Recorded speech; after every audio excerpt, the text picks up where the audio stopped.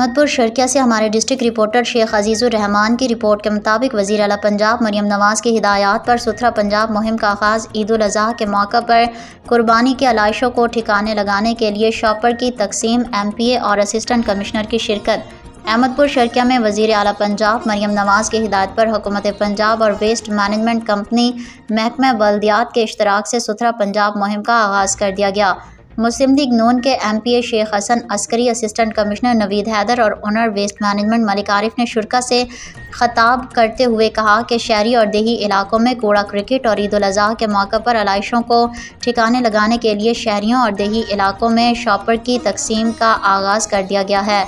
انہوں نے کہا ہے کہ شہری ستھرا پنجاب ویژن کے تحت گلی محلوں اور دیہی علاقوں کو صاف ستھرا رکھنے کے لیے ویسٹ مینجمنٹ سے تعاون کریں۔ تقریب میں لوکل گورنمنٹ کے ڈائریکٹر خورشید احمد، BWMC کے تحصیل انچارج سہیل منظور خان، سابق چیئرمین مہر جمیل سیال، مہر محمد صدیق اور قاضی محمد نعیم سمیت محکمہ بلدیات ویسٹ مینجمنٹ کے افسران، عملہ اور شہریوں کی کثیر تعداد میں شرکت کی۔ اس موقع پر میڈیا کلب کے صدر شیخ عزیز الرحمان نے صحت و صفائی کے آگاہی مہم کو بھرپور طریقے سے ساتھ دینے کا اعلان کیا۔